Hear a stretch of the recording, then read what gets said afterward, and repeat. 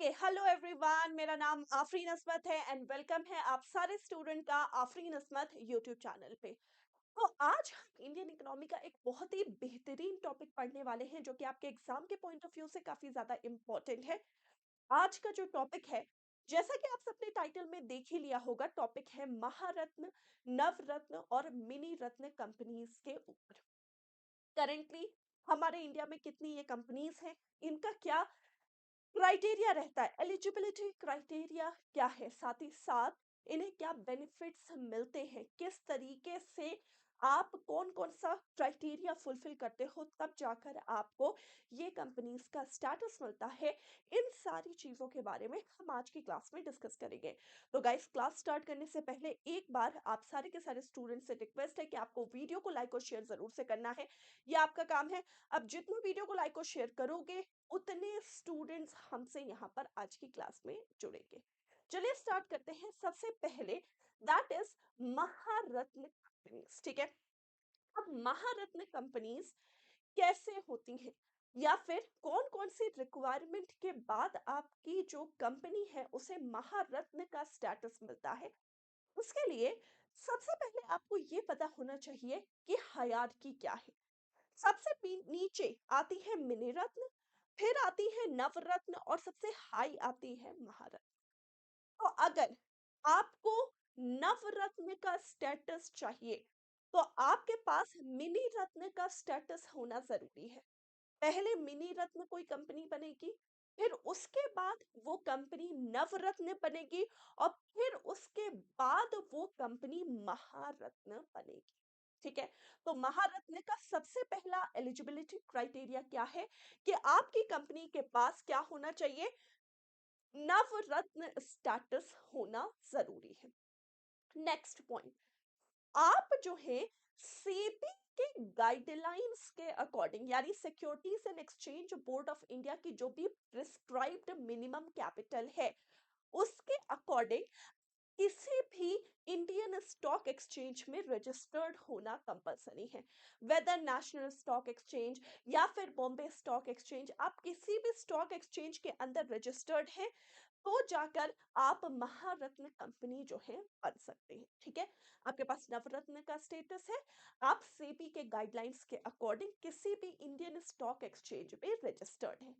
Third point, आपका, देखो, second point यहां पर बता दिया मैंने, कोई भी इंडियन स्टॉक एक्सचेंज के अंदर रजिस्टर्ड हो। थर्ड पॉइंट क्या है, आपका average annual net profit after tax, पिछले 3 वर्षों का जो आपका average annual net profit after tax है वो 5,000 करोड़ या उससे ज्यादा होना चाहिए। यानी आप प्रॉफिटेबल तो है, यानी आपका पिछले का जो 3 वर्षों का एवरेज एनुअल नेट प्रॉफिट है वो 5,000 करोड़ से ज्यादा का होना चाहिए। ठीक है, नेक्स्ट पॉइंट की अगर हम बात करते हैं कि आपका एवरेज एनुअल टर्नओवर, जो एवरेज देखा जाता है ना बेटा, वो हमेशा पिछले 3 वर्षों का देखा जाता है। पिछले 3 वर्षों में एवरेज एनुअल नेट प्रॉफिट आपका 5,000 करोड़ से ज्यादा का है। साथ ही साथ पिछले 3 वर्षों में आपका जो एवरेज एनुअल टर्नओवर है वो टर्नओवर 25,000 करोड़ से ज्यादा का होना चाहिए। साथ ही साथ आपका एवरेज एनुअल नेट वर्थ भी देखा जाएगा, प्रॉफिट भी देखा जाएगा और टर्नओवर भी देखा जाएगा। तो नेट वर्थ आपका 15,000 करोड़ से ज्यादा का होना चाहिए। तो पिछले 3 सालों में अगर आपका नेट वर्थ 15,000 करोड़ से या ज्यादा है, प्रॉफिट 5,000 करोड़ या उससे ज्यादा है, एवरेज की बात करें, average annual profit after tax, और टर्नओवर आपका average annual turnover 15,000 crore, sorry 25,000 crore या उससे ज्यादा का होना चाहिए। तो अगर आप ये कंडीशन सेटिस्फाई करते हैं तो आपकी कंपनी जो है वो महारत्न स्टेटस के लिए शामिल है। साथ ही साथ आपका इंटरनेशनल प्रेजेंस भी होना जरूरी है। ऐसा नहीं है कि आप सिर्फ इंडिया में हो, आपका ग्लोबल प्रेजेंस होना भी जरूरी है। आप इंडिया के बाहर भी ऑपरेट कर रहे हो, आपका इंटरनेशनल प्रेजेंस भी है, तब जाकर आपकी कंपनी क्या होगी, एक महारत्न कंपनी बन जाएगी। करंटली अगर हम बात करते हैं, हमारे इंडिया में 13 महारत्न कंपनीज हैं। कौन-कौन सी हैं इसके बारे में अभी हम डिस्कस करेंगे, ठीक है? उससे पहले मैं आपको ये बता दे रही हूँ कि अगर एक कंपनी महारत्न कंपनी बन जाती है, तो उससे बेनिफिट क्या मिलता है? हमेशा याद रखिएगा, उन्हें हमेशा बेनिफिट ऑफ इन्वेस्टमेंट मिलता है। हमेशा कोई भी कंपनी अपनी अ ऑपरेशंस को बढ़ा रही है या फिर कहीं कोई नया प्रोजेक्ट स्टार्ट कर रही है, तो उसके लिए उसे सरकार से अलग से परमिशन लेनी ज़रूरी होती है। लेकिन अगर आपकी महारत्न कंपनी है, तो आपको बेनिफिट ऑफ इन्वेस्टमेंट मिल रहा है। मतलब या तो आप 1000 से 5000 करोड़ के बीच का, या फिर जो आपकी नेट वर्थ है उसका 15%, जितनी भी वैल्यू बनती है उतने का आप freedom of benefit of investment enjoy करते हो।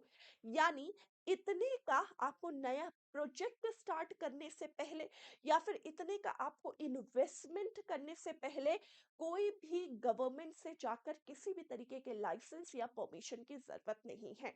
यानी आप इजिली इतने का प्रोजेक्ट, या तो 1000 से 5000 करोड़ के बीच का प्रोजेक्ट, या फिर जो आपकी नेट वर्थ है उसका 15%, इन दोनों में से किसी भी वैल्यू का प्रोजेक्ट आप बिना किसी लाइसेंस, बिना किसी एक्सटर्नल परमिशन के आराम से फ्रीडम के साथ स्टार्ट कर सकते हो, if your company is a Maharatna company. ठीक है? ओके है? चलिए, बात करते हैं महारत्न कंपनी कौन-कौन सी है हमारे इंडिया में। तो we have 13 Maharatna companies. First is BHEL, Bharat heavy electricals limited. BPCL is Bharat petroleum corporation limited. CIL coal India limited. GAIL India limited. Hindustan petroleum corporation limited. Indian oil corporation limited. NTPC limited. ONGC oil and natural gas corporation limited. Power finance corporation, इसके अलावा sorry इसके अलावा power grid of power grid corporation of India limited. इसके अलावा steel authority of India limited. इसके अलावा rural electrification corporation limited. इसके अलावा ऑयल इंडिया लिमिटेड। तो these are the 13 Maharatna companies जो करेंटली हमारे इंडिया में मौजूद हैं। क्लियर है? डन है? चलो नेक्स्ट आगे बढ़ते हैं। नवरत्न कंपनीज के लिए एलिजिबिलिटी क्राइटेरिया क्या है? सबसे पहला एलिजिबिलिटी क्राइटेरिया यही है कि आपके पास मिनी रत्न का स्टेटस होना जरूरी है। अगर आप मिनी रत्न हैं तभी नवरत्न बनेंगे और तभी आप महारत्न में शिफ्ट होंगे। तो सबसे पहले must a company must have a mini Ratna status and have 4 independent director. यानी आपके पास आपके बोर्ड में 4 इंडिपेंडेंट डायरेक्टर होना चाहिए before it can be made a Navratna. Navratna का स्टेटस मिलने से पहले आपके पास एक इंडिपेंडेंट बोर्ड ऑफ डायरेक्टर होना चाहिए जिसमें 4 इंडिपेंडेंट डायरेक्टर होना जरूरी है, और आपके पास एक मिनी रत्न कंपनी का स्टेटस होना भी जरूरी है। इसके अलावा 100 में से 60 स्कोर्स होना चाहिए इन पैरामीटर्स में। क्या क्या पैरामीटर्स हैं? जैसे कि profit before depreciation interest and taxes, total man power cost, cost of service, capital employed, net worth और नेट प्रॉफिट। ये 6 जो है एलिजिबिलिटी क्राइटेरिया है, और इसमें 100 में से नंबर मिलते हैं। तो इन 6 में से आपका मिनिमम 60 स्कोर होगा। यानी इन 6 में से जो जो भी इनके क्राइटेरिया है, 100 बेस पॉइंट में आपका 60 बेस पॉइंट होना जरूरी है। साथ साथ आपके पास 4 इंडिपेंडेंट डायरेक्टर अपने बोर्ड ऑफ डायरेक्टर्स में होना जरूरी है, और आपके पास मिनी रत्ना का स्टेटस होना जरूरी है। तो आपकी कंपनी जो है वो महारत्न कंपनी में क्या हो जाएगी? तो वो महारत्न कंपनी में रजिस्टर्ड हो जाएगी। क्लियर है? डन है? समझ में आ गया? ओके, आगे बढ़ते हैं। अब बात करते हैं इन्हें बेनिफिट ऑफ इन्वेस्टमेंट क्या मिलता है। वहां पर मैंने आपको महारत्न में बताया था कि 1000 से 5000 करोड़ के बीच का वैल्यू, या फिर नेट वर्थ का 15%। यहाँ पर देखो क्या फ्रीडम मिलता है। यहाँ पर कहा जा रहा है कि आप इन्वेस्ट कर सकते हैं अप टू 1000 करोड़, यानी 1000 करोड़ तक का फ्रीडम। क्योंकि 1000 से 500 करोड़ का फ्रीडम दिया गया है किसे? महारत्न को। तो यहाँ पर आप 1000 करोड़ तक का इन्वेस्टमेंट जो है बिना किसी एक्सप्लिसिट गवर्नमेंट के अप्रूवल का कर सकते हो। ठीक है? तो आपको नवरत्न कंपनी का स्टेटस मिलने में ये बेनिफिट मिलेगा। तो महारत्न में 1000 से 5000 करोड़ या फिर नेट वर्थ का 15%। यहाँ पर कहा गया है सिर्फ 1000 करोड़ तक का बेनिफिट ऑफ इन्वेस्टमेंट। आप इतने का इन्वेस्टमेंट बिना किसी एक्सप्लिसिट सरकार की परमिशन से कर सकते हो। क्लियर है? डन है? चलो बात करते हैं कौन कौन सी नवरत्न कंपनीज करेंटली हमारे इंडिया में है। तो हमारे इंडिया में देखो करेंटली 16 नवरत्न कंपनीज है, जिसमें है Bharat electronics limited, container corporation of India limited, engineers India limited, Hindustan aeronautics limited, Mahanagar telephone Nigam limited, national aluminium company limited, national building construction corporation limited, Neyveli lignite corporation limited, NMDC limited, Rashtriya Ispat Nigam limited, साथ ही साथ shipping corporation of India limited, rail Vikas Nigam limited, ONGC Videsh limited, Rashtriya chemicals and fertilizers limited, IRCON international limited and RITES limited. तो these are the Navratna companies status. आप देख लो एक बार ध्यान से, सारे के सारे स्टूडेंट जल्दी से प्लीज देख लो, सारे के सारे स्टूडेंट।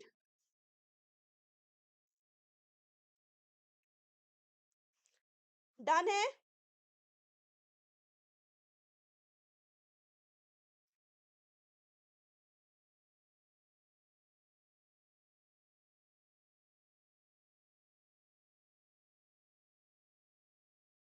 Okay done. तो there are 13 total Maharatna companies, there are 16 total Navratna companies. ठीक है? ये लिस्ट आपको कोई ऑप्शन नहीं है, याद करना बेटा जरूरी है, क्योंकि आपके पास एग्जाम में क्वेश्चंस दे दिए जाते हैं, चार आपको कंपनी का नेम दे दिया जाएगा, बताना होगा इसमें से नवरत्न कंपनी कौन है। चार आपको कंपनी का नेम दे दिया जाएगा, बताना है मिनी रत्न कंपनी कौन है। तो आपको ये लिस्ट याद रखना जरूरी हो जाता है। ठीक है? नेक्स्ट नेक्स्ट हम बात करते हैं मिनी रत्न के बारे में। ठीक है? ध्यान से देखिएगा, मिनी रत्न में दो कैटेगरीज डिफाइन है, कैटेगरी वन और कैटेगरी टू। अगर आप कैटेगरी टू के लिए अप्लाई कर रहे हैं तो उसके लिए सिंपल एलिजिबिलिटी क्राइटेरिया होता है कि पिछले 3 सालों में आपका प्रॉफिटेबल या प्रॉफिट वाला बिजनेस होना चाहिए और पॉजिटिव नेटवर्थ होना चाहिए। यानी या तो आपकी पॉजिटिव नेटवर्थ है और आपने प्रॉफिट कंटिन्यूअसली पिछले 3 साल में बनाया है। ठीक है? तो आप मिनी रत्न कैटेगरी वन के लिए एलिजिबल हैं। कैटेगरी टू के लिए थोड़ा सा इसमें एडवांस, सॉरी, कैटेगरी टू के लिए आपके पास पॉजिटिव नेटवर्थ होगा और आप पिछले 3 साल में प्रॉफिटेबल होना होगा। टू से अगर आप वन में जाओगे थोड़ा सा ज्यादा होगा। क्या होगा? आपने प्रॉफिट जो है 3 साल के लिए लगातार बनाया है, या फिर आपने जो नेट प्रॉफिट अर्न किया है वो 30 करोड़ या उससे ज्यादा होगा पिछले 3 साल में या 3 में से कोई भी एक साल में। ठीक है? यानी या तो 3 साल या 3 में से किसी एक साल में भी आपने नेट प्रॉफिट 30 करोड़ या उससे ज्यादा का बनाया है और आपका पॉजिटिव नेटवर्थ है और आपने कंटिन्यूअसली प्रॉफिट बनाया है पिछले 3 साल में, तो you are eligible for mini ratna category one. ठीक है? कैटेगरी टू के लिए सिंपल पॉजिटिव नेटवर्थ और कंटिन्यूअस प्रॉफिट बनाया होगा पिछले 3 साल में, तो इसमें आप सिंपली कैटेगरी टू के लिए एलिजिबल हैं। नेक्स्ट अगर हम बात करते हैं बेनिफिट ऑफ इन्वेस्टमेंट क्या मिलेगा कैटेगरी वन को, आपको फाइनेंशियल ऑटोनॉमी, यानी बिना किसी एक्सप्लिसिट सरकार के परमिशन से आप 500 करोड़ तक का या फिर आपके नेट वर्थ के बराबर जो भी लोअर है, या फिर आपकी जो भी कंपनी है उसका जो भी नेट वर्थ है, या फिर 500 करोड़, इनमें से जो भी कम है उतना आपको बेनिफिट ऑफ इन्वेस्टमेंट मिलेगा, यानी उतनी की आप प्रोजेक्ट बिना किसी एक्सप्लिसिट सरकार के परमिशन से स्टार्ट कर सकते हो।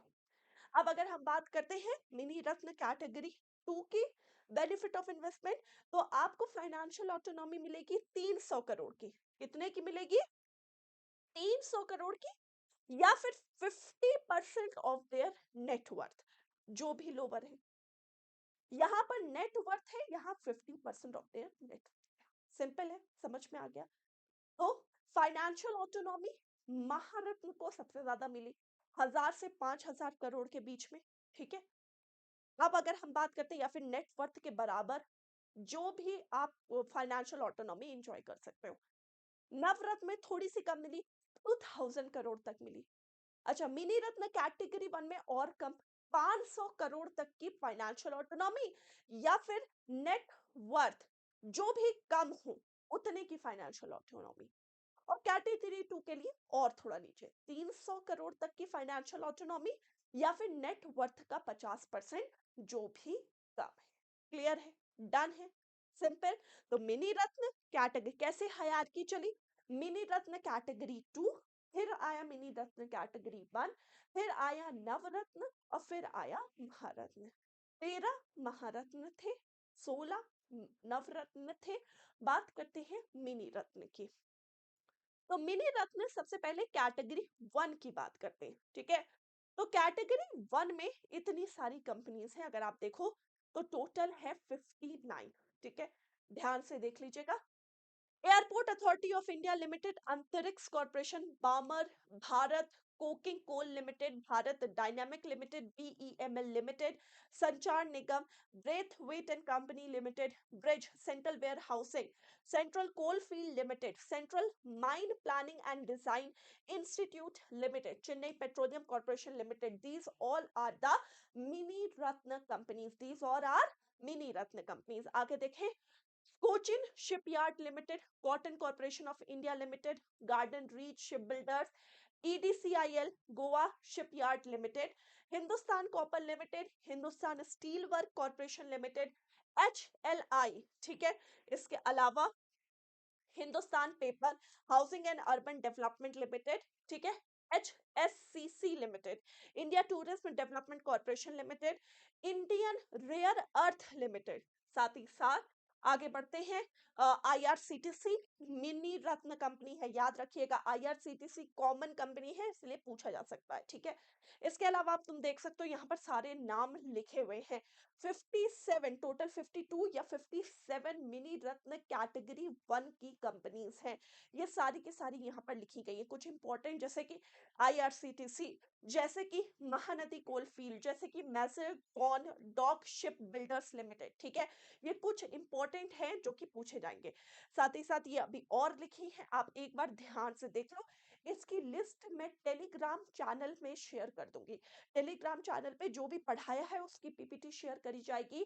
आप एडुकेटर आफरीन को फॉलो कर सकते हो। ठीक है, आगे बढ़ते हैं। इसके अलावा यहाँ पर और लिखा है जैसे कि south eastern coal field limited, telecommunication consultant India limited, THDC India limited, western coal field limited, वैपकॉस लिमिटेड और grid India. These are the mini ratna companies. यहाँ पर ग्रिड इंडिया, अभी रिसेंटली ग्रिड इंडिया को मिनी रत्न कैटेगरी 1 का status दिया गया है। ठीक है, कैटेगरी 2 में कौन कौन सी है देख लो। कैटेगरी 2 में ये सारी कंपनीज जो हैं वो लिमिटेड है। Artificial limbs manufacturing corporation of India, Bharat pumps and compressor, broadcast engineers project, FCI ferro, HMT, India medicine and pharmaceuticals corporation of India, Mecon, National Film Development Corporation Limited, Rajasthan Electronics and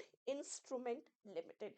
तो these are the mini Ratna category 2 companies. Clear है? Done है? ये थी हमारी आज की class जिसमें मैंने आपको महारत्न, मिनी रत्न और नवरत्न कंपनीज के बारे में डिटेल में बता दिया है। ठीक है, उम्मीद करती हूँ कि आज की क्लास आपको पसंद आई होगी। ठीक है? टिल देन आप सारे स्टूडेंट अपना ख़्याल रखिएगा। Thank you so much. मिलती हूँ नेक्स्ट क्लास में। आप में से जितने स्टूडेंट ने अब तक मेरा चैनल सब्सक्राइब नहीं किया है, guys please subscribe the channel and press the bell notification icon. Thank you. Take care. Bye bye everyone.